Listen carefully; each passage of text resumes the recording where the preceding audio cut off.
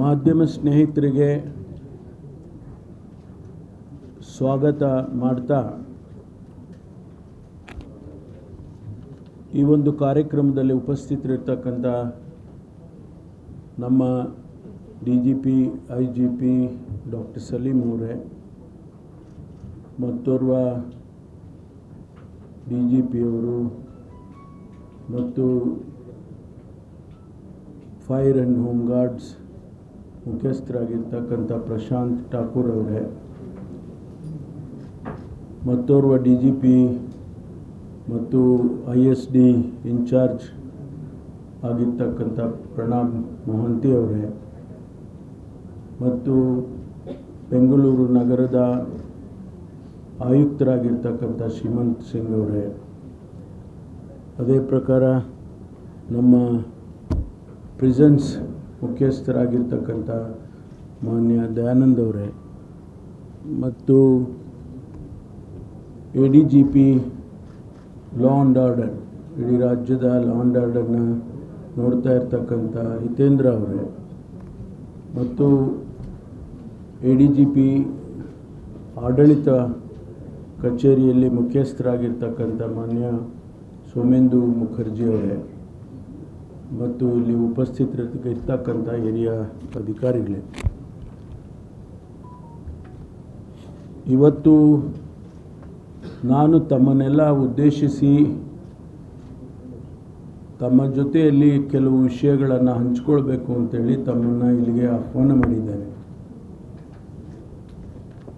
ತಮಗೆಲ್ಲ ಗೊತ್ತಿರೋ ಹಾಗೆ ಕಳೆದ 2 ವರ್ಷದಲ್ಲಿ ನಮ್ಮ ಸರ್ಕಾರ ಮೇ 20, 23 ಮೇ ತಿಂಗಳು 20ನೇ ತಾರೀಕು 2023ನೇ ಇಸವಿಯಲ್ಲಿ ನಮ್ಮ ಸರ್ಕಾರ ಅಸ್ತಿತ್ವಕ್ಕೆ ಬಂತು. ಅಲ್ಲಿಂದ ಇಲ್ಲಿವರೆಗೆ ಸರ್ಕಾರ ಮತ್ತು ಸರ್ಕಾರದ ಜೊತೆಯಲ್ಲಿ ಪೊಲೀಸ್ ಇಲಾಖೆ ಅನೇಕ ಸವಾಲುಗಳನ್ನು ಎದುರಿಸಿಕೊಂಡು ಬಂದಿದೆ. ನಾನು ಸರ್ಕಾರದ ವಿಷಯಗಳನ್ನು ಇಲ್ಲಿ ಹೆಚ್ಚು ಪ್ರಸ್ತಾಪ ಮಾಡೋದಕ್ಕೆ ಹೋಗೋದಿಲ್ಲ. ಪೊಲೀಸ್ ಇಲಾಖೆಗೆ ಮಾತ್ರ ಸೀಮಿತವಾಗಿ ತಮ್ಮ ಜೊತೆಯಲ್ಲಿ ಹಂಚಿಕೊಳ್ತಾರೆ. ಪೊಲೀಸ್ ಇಲಾಖೆಯ ಉದ್ದೇಶ ನಾವು ಜನಸ್ನೇಹಿಯಾಗಿರಬೇಕು ಮತ್ತು ಯಾವುದೇ ಥರ ನಾಗರಿಕರಿಗೆ ತೊಂದರೆ ಆಗದ ಹಾಗೆ ನಾಗರಿಕರ ಕೇಂದ್ರೀಕೃತ ಆಗಿರಬೇಕು. ಅಂದರೆ ಅವರ ಮೇಲೆ ಫೋಕಸ್ ಇರಬೇಕು ಮತ್ತು ಯಾವುದೇ ಅಹಿತಕರವಾದಂಥ ಘಟನೆಗಳು ಸಮಾಜದಲ್ಲಿ ಆಗಬಾರ್ದು, ಅದನ್ನು ಕಾಪಾಡಿಕೊಳ್ಬೇಕು ಅನ್ನೋ ಉದ್ದೇಶದಿಂದ ನಮ್ಮ ಪೊಲೀಸ್ ಇಲಾಖೆ ಕಳೆದ 2 ವರ್ಷದಲ್ಲಿ ಕೆಲಸವನ್ನು ಮಾಡಿದೆ. ಅನೇಕ ಹೊಸ ಹೊಸ ಆವಿಷ್ಕಾರಗಳನ್ನು ನಾವು ತಂದಿದ್ದೇವೆ, ಅನೇಕ ಬದಲಾವಣೆಗಳನ್ನು ಮಾಡಿದ್ದೇವೆ ಮತ್ತು ಆಫ್ಕೋರ್ಸ್ ಅನೇಕ ಸವಾಲುಗಳನ್ನು ಕೂಡ ನಾವು ಎದುರಿಸಿದ್ದೇವೆ. ನಮ್ಮ ಉದ್ದೇಶ ರಾಜ್ಯದ ಪೊಲೀಸ್ ಇಲಾಖೆ ಜನಗಳಿಗೆ ಇಲಾಖೆಯಿಂದ ತೊಂದರೆ ಆಗಬಾರ್ದು, ಸ್ನೇಹತ್ವದಿಂದ ಅವರ ಕೆಲಸ ಕಾರ್ಯಗಳಾಗಬೇಕು ಮತ್ತು ಕಾನೂನು ಸುವ್ಯವಸ್ಥೆಯನ್ನು ಕಾಪಾಡುವ ದೃಷ್ಟಿಯಲ್ಲಿ ಯಾವುದೇ ಅನ್ಯರಿಗೆ ತೊಂದರೆ ಆಗದಾಗೆ ಯಾರು ಅಪರಾಧ ಮಾಡಿದ್ದಾರೆ ಅವರಿಗೆ ಮಾತ್ರ ಸೀಮಿತವಾಗಬೇಕು. ಜೊತೆಗೆ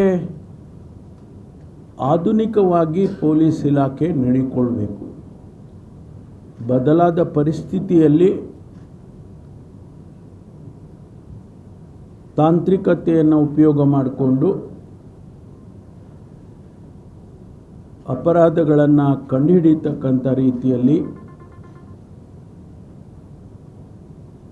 ಕೆಲಸ ಮಾಡಬೇಕು ಅನ್ನುವಂಥ ವಿಚಾರಗಳನ್ನೆಲ್ಲವನ್ನು ಕೂಡ ನಾವು ಮನಸ್ಸಿನಲ್ಲಿ ಇಟ್ಕೊಂಡು ಇವತ್ತು ಕಳೆದ 2 ವರ್ಷದಲ್ಲಿ ಕೆಲಸ ಮಾಡಿದ್ದೇವೆ.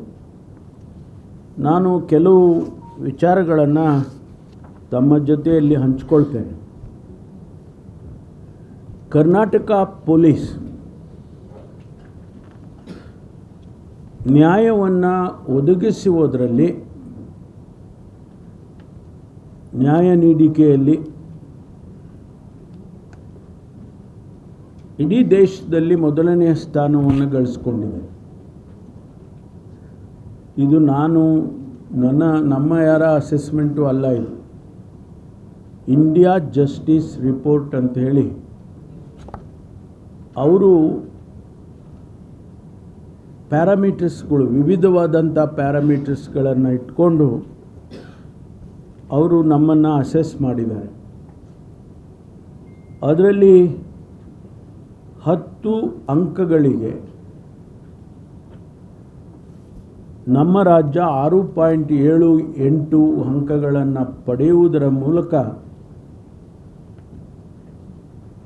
ಮೊದಲನೆಯ ಸ್ಥಾನವನ್ನು ಗಳಿಸಿದೆ. ಅದರಲ್ಲಿ ಭಾಳ ಮುಖ್ಯವಾಗಿರುವಂಥದ್ದು ಪೊಲೀಸ್ ಮತ್ತು ನ್ಯಾಯಾಂಗ ಎರಡೂ ಸಾಮ್ಯತೆಯಿಂದ ಕೆಲಸ ಮಾಡಿ ವಿಶೇಷವಾಗಿ ಶೋಷಿತ ಸಮುದಾಯಗಳಿಗೆ ನ್ಯಾಯವನ್ನು ಕೊಡೋದರಲ್ಲಿ SC, ST, OBC, ಮೈನಾರಿಟೀಸ್ ಮತ್ತು ಬೇರೆ ಯಾರಿಗಾದರೂ ಕೂಡ ನೊಂದವರಿಗೆ ನ್ಯಾಯವನ್ನು ಕೊಡೋದರಲ್ಲಿ ಮೊದಲನೆಯ ಸ್ಥಾನವನ್ನು ಗಳಿಸಿದೆ ಅಂತ ಹೇಳಿ ಭಾಳ ಹೆಮ್ಮೆಯಿಂದ ಹೇಳೋದಕ್ಕೆ ಬಯಸ್ತೇನೆ. ನಾವು ಅನೇಕ ಬದಲಾವಣೆಗಳನ್ನು ತಂದಿದ್ದೇವೆ.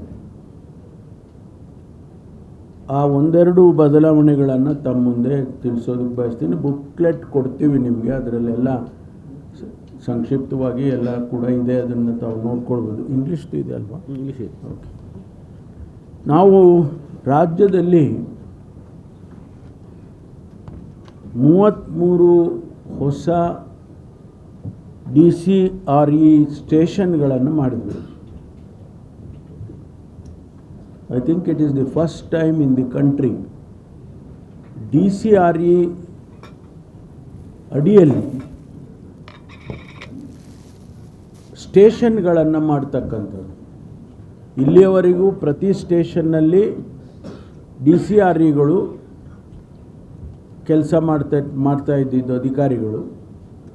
ಅದನ್ನು ನಾವು ಹೊರಗಡೆ ತೆಗೆದುಕೊಂಡು ಬಂದು DCREನೇ ಒಂದು ಸ್ಟೇಷನನ್ನು ಮಾಡಿ ಪ್ರತ್ಯೇಕವಾಗಿ SC, ST ಸಮುದಾಯಗಳಿಗೆ ಅವರಿಗೆ ಬರ್ತಕ್ಕಂಥ ತೊಂದರೆಗಳು ಮತ್ತು ಅವರಿಗೆ ಬರ್ತಕ್ಕಂಥ ಅನೇಕ ವಿಚಾರಗಳ ಬಗ್ಗೆ ಕ್ರಮ ತಗೊಳ್ಳೋದಕ್ಕೆ ಅವರಿಗೆ ಅಧಿಕಾರವನ್ನು ಕೊಟ್ಟಿದ್ದೇವೆ. ಇದರ ಜೊತೆಗೆ ಅವರು ಯಾವುದೇ ಸ್ಟೇಷನಲ್ಲೂ ಕೂಡ ಕಂಪ್ಲೇಂಟ್ ಕೊಡ್ಬೋದು. ಅದು ಆ ಸಂಬಂಧಪಟ್ಟಂಥ ಜಿಲ್ಲೆಯ ಅಥವಾ ಆ ಭಾಗದ DCRE ಪೊಲೀಸ್ ಸ್ಟೇಷನ್ಗೆ ಕೂಡ ಟ್ರಾನ್ಸ್ಫರ್ ಆಗ್ತಕ್ಕಂಥದ್ದು. ಒಂದು ಸ್ಟೇಷನ್ನು ಜಿಲ್ಲೆಗಿದ್ದರೆ ಬೇರೆ ಬೇರೆ ತಾಲೂಕುಗಳಲ್ಲಿ ಅಥವಾ ಬೇರೆ ಬೇರೆ ಸ್ಟೇಷನ್ಗಳಲ್ಲಾಗುವಂಥ ಕೇಸಸ್ಗಳು ರಿಜಿಸ್ಟ್ರೇಷನ್ ಅವು ಆ ಜಿಲ್ಲೆಯ DCREಗೆ ಟ್ರಾನ್ಸ್ಫರ್ ಆಗ್ತವೆ. ಇದು ಯಾವ ರಾಜ್ಯದಲ್ಲೂ ಕೂಡ ಸ್ಟೇಷನ್ಗಳೇ DCREಗಳಿದ್ದಾವೆ, ಆದರೆ ಸ್ಟೇಷನ್ಗಳಿಲ್ಲ. ಇದಕ್ಕೆ ಕಾರಣ ಏನು ಅಂತ ಹೇಳಿದರೆ, ನಾವು ಜಿಲ್ಲೆಗೆ ಹೋಗಿ ರಿವ್ಯೂ ಮಾಡ್ತಕ್ಕಂಥ ಸಂದರ್ಭದಲ್ಲಿ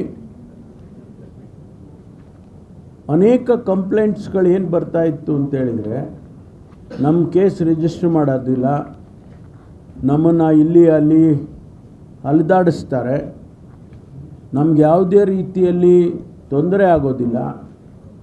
ಅದನ್ನು ಅವರು ಗಮನಿಸ್ಕೊಂಡು ನಮಗೆ ರಿಜಿಸ್ಟರ್ ಮಾಡೋದಿಲ್ಲ ಅನ್ನುವಂಥ ಮಾತು ಏನು ಕೇಳಿ ಬರ್ತಾಯಿತ್ತು. ಅದಕ್ಕಾಗಿ ಅವರಿಗೆ ಪ್ರತ್ಯೇಕವಾಗಿ ಮಾಡಬೇಕು ಅಂಥೇಳಿ ನಾವು 33 ಹೊಸ ಸ್ಟೇಷನ್ಗಳನ್ನು ಮಾಡಿದ್ದೇವೆ. 12 ಟ್ರಾಫಿಕ್ ಸ್ಟೇಷನ್ಸನ್ನು ಹೊಸದಾಗಿ ಮಾಡಿದ್ದೇವೆ.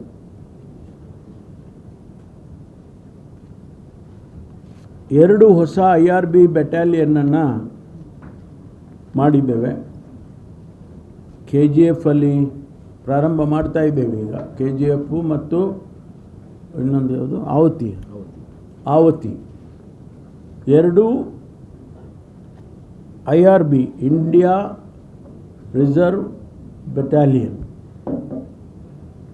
ಆ ಇನ್ನೂ 2ಕ್ಕೆ ಈಗಾಗಲೇ ಪ್ರಸ್ತಾವನೆ ಕೊಟ್ಟಿದ್ದೇವೆ, ಅದನ್ನು ಮಾಡಿದ್ದೇವೆ.